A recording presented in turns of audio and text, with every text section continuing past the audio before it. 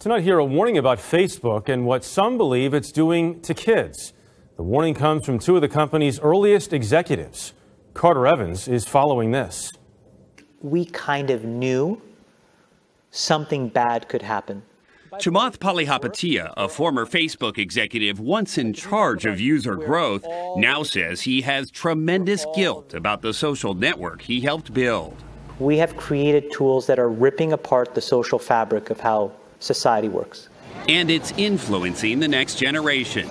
Studies show 92% of teens go online daily, and 1 in 5 young people regularly wake up in the night to send or check messages on social media. People need to hard break from some of these tools and the things that you rely on. The short-term dopamine-driven feedback loops that we have created are destroying how society works.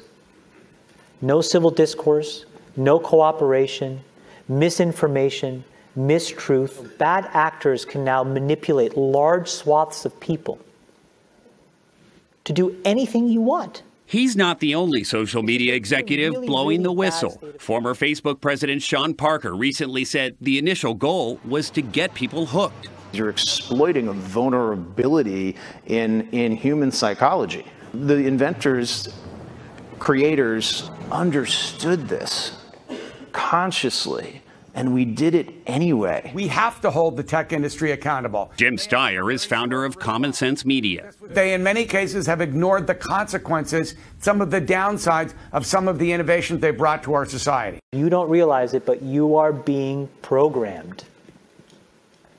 It was unintentional, but now you got to decide how much you're willing to give up. In a statement, Facebook pointed out that Palihapitiya left the company more than 6 years ago, and a lot has changed since then. But Facebook also said, quote, "We have realized how our responsibilities have grown, and we're working hard to improve." Locals living in a district of Paris have written an open letter to President Macron demanding a makeshift migrant camp be cleared from their area. They're threatening to go on hunger strike if the situation's not dealt with. To solve this problem, we need to end this system of temporary camps for asylum seekers. It is ruining our district and destroying the image of the right to asylum. It should be transformed into a decent system to help people return to their countries normally. If this is not happening by the end of this year, a group of us will go on a hunger strike. Well, migrants have been descending on the 10th district of Paris, where an asylum centre is located. They've been hanging around on the streets while they wait for their applications to be processed. Well, over the past 2 years, Paris has seen a number of makeshift migrant camps take root before being demolished. In a number of cases, migrants put up resistance when the authorities moved in to clear them out, resulting in violent clashes. Well, President Macron's office has responded to the open letter, saying authorities are aware of the difficult situation in the district, but it's up to the Interior Ministry to find a solution. First up, a stark warning from a top security official at the African Union. Up to 6,000 African jihadists who fought for the Islamic State group could return home and wreak havoc across the continent. The AU's Commissioner for Peace and Security, Smail Chergui, says African nations need to be prepared, calling for cooperation when it comes to sharing information and coordinating intelligence activities. The IS group has suffered major losses in recent months, with militants driven out of their strongholds in both Iraq and Syria. Now it's a fight for survival. Residents of some townships in Cape Town say they've become prisoners in their own homes, forced to stay inside as rival gangs battle for control of the streets. The worsening violence has led South African authorities to call on the army to step in a desperate bid to bring back order. A young man has been shot dead in this township in Cape Town. Another victim in battles between rival gangs. As usual, police rush to the scene, and bystanders are left struggling to cope with the constant stress caused by gang violence. I immediately get up from my bed and get under my bed, because that's how freaked out I am. High unemployment and widespread social problems lead many residents to find work with the gangs. There's a lot of what seems to be cooperation between the community and the gangs. Not because people want to, but because people's circumstances force them to cooperate with the gangs for their own survival. The lucrative drug trade and other criminal activities mean that gangs have mushroomed and become more heavily armed. Police battle to suppress turf wars and reprisal attacks. So much so that the provincial government is considering calling for the deployment of the army. Philippine President Rodrigo Duterte has requested Congress extend martial law in the southern island of Mindanao by a year. Duterte first declared martial law on May 23rd after Islamic State militants seized the city of Marawi, leading to a 5-month-long siege. Duterte's request was preceded by recommendations from the police and military that martial law be extended. They said Islamic militants that escaped the Marawi siege are regrouping and are recruiting members to carry out more attacks. They also said a Communist New People's Army poses a threat in the area. Duterte cited these reasons when he sent a letter to Congress released Monday, December 11th, asking them to extend martial law by 1 year starting January 1st, 2018. House Majority Leader Rodolfo Fariñas said Congress may hold a joint session later this week to vote on the extension. We begin in New York, where police say they'll adjust security plans for New Year's Eve celebrations in Times Square in the wake of yesterday's suicide bombing attempt. The New York Police Department will conduct a review of Monday's incident for lessons on how to deal with this type of attack. New Yorkers will see an increased police presence around public transit and other mass gatherings, including heavily armed and specially trained police officers in the street, in addition to more police dogs, bag screenings and checkpoints. Meanwhile, U.S. President Donald Trump is renewing his call for stricter immigration policies. There have now been 2 terrorist attacks in New York City in recent weeks carried out by foreign nationals here on green cards. The first attacker came through the visa lottery and the second through chain migration. We're going to end both of them. The lottery system and chain migration. We're going to end them fast. Back now with a look inside the security lab of the future. In the wake of that subway terror attack here in New York, new high-tech gadgets are being developed to protect bus and train stations. A lot of us wonder, why do you have to stand in line and go through a TSA checkpoint at the airport? But at bus and train stations like this, you can just walk right in. Well, the Department of Homeland Security is in the midst of research right now looking for technology to make spots like this safer. Homeland Security is working on some high-tech gadgets to spot terror before it happens. Some may come out of this secure research lab near Washington, which we got exclusive access to. Who would have thought? Pictures from Wi-Fi? Exactly. But it works. Yes. The idea that panels like this could be mounted in stations. You might not even notice them, but those radio waves could highlight metal or liquid objects. It is taking advantage of signals that are very low to give us indicators of what you have in your bag, what you may be carrying under your jacket, things like that. This technology may be 3 to 5 years away, but changes too for something transit police across the country use right now, like here in Philly. What we have is a link to over 28,000 cameras. Those cameras and video could take a sci-fi leap forward. DHS is working on a computer program monitoring all those video feeds to determine if a bag has been left unattended in a station. The computer will figure that out. Yes, we want to make sure that we give these operators the information surrounding the circumstances of that bag being there. Those operators then can rewind the tape to see who left the bag, even highlight the person, and then search other cameras to find out where that person went. And now to Israel, and a rocket fired out of Gaza has exploded in an open area in the south. This is the second night in a row where rockets have been fired towards this area, with attacks almost every day since Thursday. Israel has retaliated with fire on Hamas posts. Earlier, we spoke to our senior defense correspondent Shai Ben Ari, who explains whether an escalation is likely.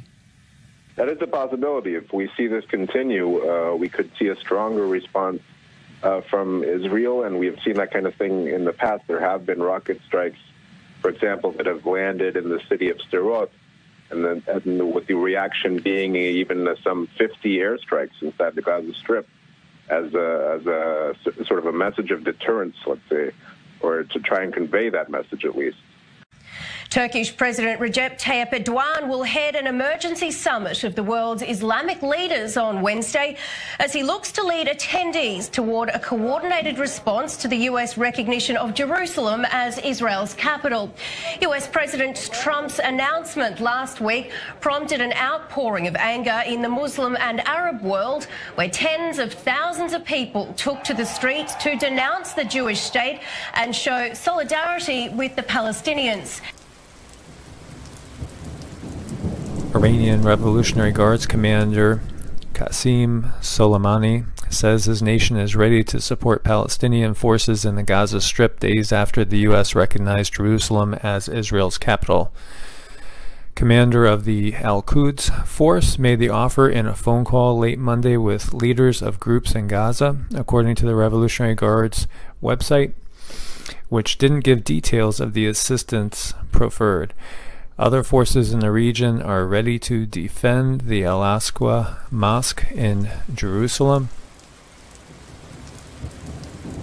Tehran, a 6.2 magnitude earthquake struck Iran's southeastern province of Kerman on Tuesday, December 12, the Iranian Seismological Center reported, though minimal damage was reported.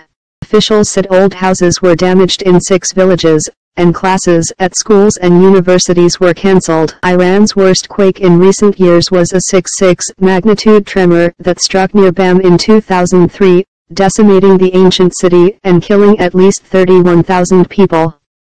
In 1990, a 7.4 magnitude quake in northern Iran killed 40,000 people, injured 300,000, and left 500,000 homeless, reducing dozens of towns and nearly 2,000 villages to rubble. North Korea's rogue supreme leader Kim Jong-un says his country will victoriously advance and leap as the strongest nuclear power and military power in the world. This according to state TV. The inflammatory statement comes after US Secretary of State Rex Tillerson told a think tank that he's prepared to talk to North Korea whenever it's ready, but Pyongyang must come to the negotiating table willing to change course on its nuclear and missile programs. Tillerson added that the US military is prepared to respond to any North Korean threat, and armed forces have been ordered to have a full range of contingencies available. Now, despite all the talk of diplomacy, US Secretary of State Rex Tillerson has also revealed that Washington has been talking to China about a possible conflict or regime collapse in North Korea. He said the Trump administration has given Beijing assurances that if American troops had to enter North Korea, they would pull back to the 38th parallel, adding that the only US objective is to secure the regime's nuclear weapons. China reportedly has plans for refugee camps along its border with North Korea. The New York Times got wind of leaked internal documents that said several areas had already been designated for those camps. Tension and instability in the region has been high for months, and the Times notes China might be expecting refugees to surge across the river that separates the countries. North Korea has provoked the international community with a series of ballistic missiles and nuclear tests. Most recently, the North test-fired a missile it claims is capable of striking the whole U.S. mainland. China doesn't consider North Korean defectors refugees. Instead, it labels them illegal economic migrants and routinely sends them back. It's unclear what the leaked camp plans could mean for future protocol. A spokesman for China's foreign ministry said he hadn't seen plans for the camps, but also didn't deny their existence. One person has died and more than a dozen people have been injured after a gas explosion in Austria. The ensuing fire has now been put out. Technical problems are being blamed for the blaze. Eyewitnesses described flames soaring high into the sky. Well, the area around the site of the incident is currently on lockdown. This is the Baumgarten gas plant. It's a gas facility in Austria. It's a major hub for importing gas into Europe, and it supplies a whole host of European countries, including Germany, France, Italy, Croatia and Slovenia. So the repercussions of this explosion have been quite far-reaching. Italy's been the worst affected. They're having to declare a state of emergency. Rome now has a serious supply shortage, and market prices there have more than doubled for gas. But there are also repercussions elsewhere in Europe. So this explosion is kind of exacerbating existing supply problems in other places, for example, here in the UK. On top of that Austrian explosion, the most important North Sea oil and gas pipeline has been shut down for a couple of weeks in order to repair a crack.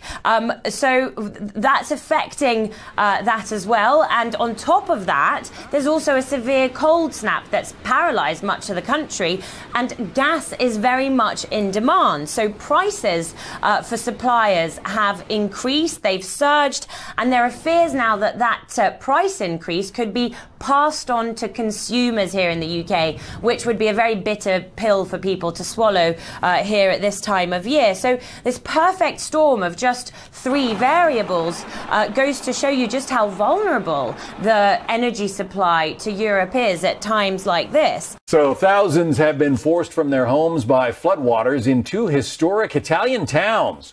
Crews using helicopters to evacuate people to safety. Days of rain causing two rivers to burst over their banks. This is video near Parma in northern Italy. Wow. Could take days for the floodwaters to fully recede there.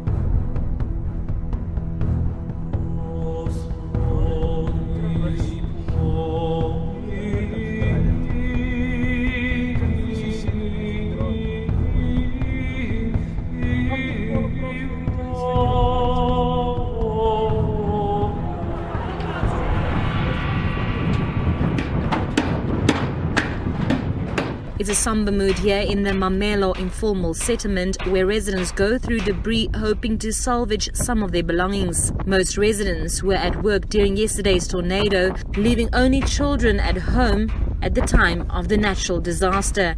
The Red Ants' Jeffrey Parsons says they have brought their own building material and will help the families rebuild their homes. Yeah, no, we are not always the bad guys here. We're also the good guys. We help to build and reconstruct structures here in the areas also. So we're helping now here where the disaster strikes here. A water truck has also arrived here, where women are filling up buckets, but they are unsure whether there will be food for their children.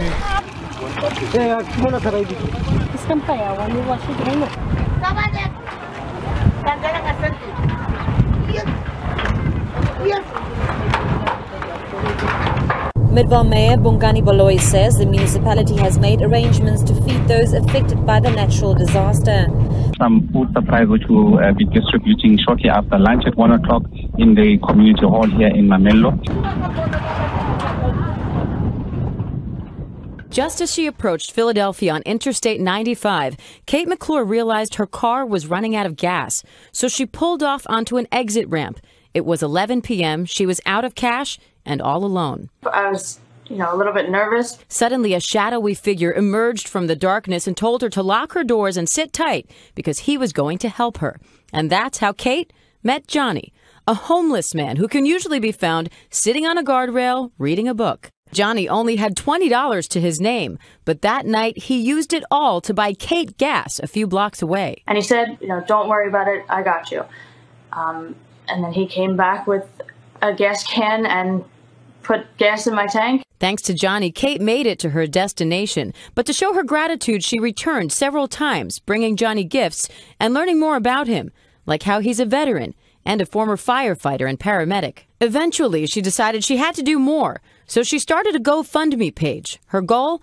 $10,000 to help Johnny get back on his feet. As of this morning, it's over $100,000 and counting. Y'all did all that? That is awesome. Yeah. That changes my life. It's unbelievable. It's crazy how many people have have seen it and shared it. We were so excited when it hit $200, and now we're looking, he's going to have a future, like a real, actual future. I really hope to keep in touch with him. He's just the kind of guy who you want to be friends with. So I can see us being friends for, hopefully, forever.